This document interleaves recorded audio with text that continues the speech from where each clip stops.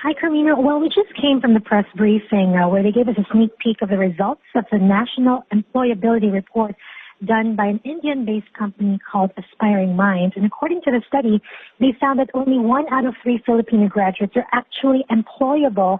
They evaluated these Filipino graduates based on 4 skills, and the 4 skills include language, cognitive skills, behavioral soft skills, and functional skills.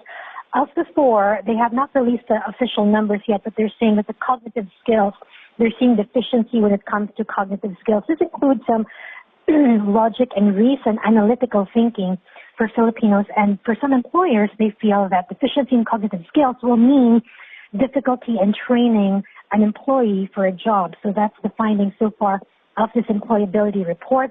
But you know what? The CCAP is saying that BPO companies here in the Philippines have actually been seeing improving employability rate, because over the past 5 years, they've been seeing just 4 to 6% employability, meaning out of 100 people who apply for the jobs, only 4 to 6 get the job.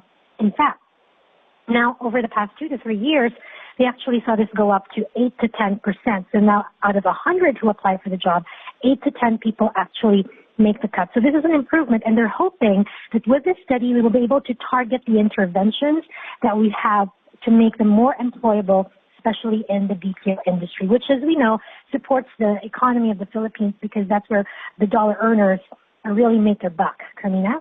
All right, Michelle, but initially, though, what are their studies telling us? Is it a matter of these students not graduating with enough skill sets on hand, or is it the job market just evolving faster than these students acquiring their skill sets needed? Michelle? Actually, you hit it right. Actually, you got that right, Carmina. In fact, they're saying that the demand for work is changing, and it's evolving very quickly, because 5 years ago, when BPO companies go to the Philippines, the first thing they ask is, okay, give us the people who can speak good English.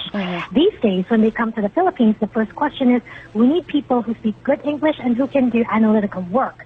So it's evolving very, very fast. So we're going to have to keep up with the demand of skills. And one of those skills would be cognitive skills.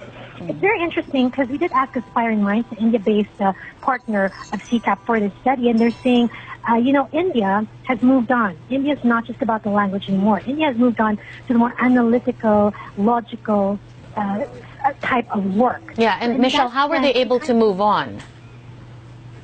Starts with education. It starts with how the curriculum is fixed or is tweaked in a way that it will address the needs, the evolving needs of the BPO sector. So it starts with education, and also a very clear communication between the education sector and the industry itself. So the education sector will know what skills their students will have to get to be able to make it to these jobs, the BPO jobs that we have. Carmina? All right, thanks a lot. Michelle Ong there joining us on the line.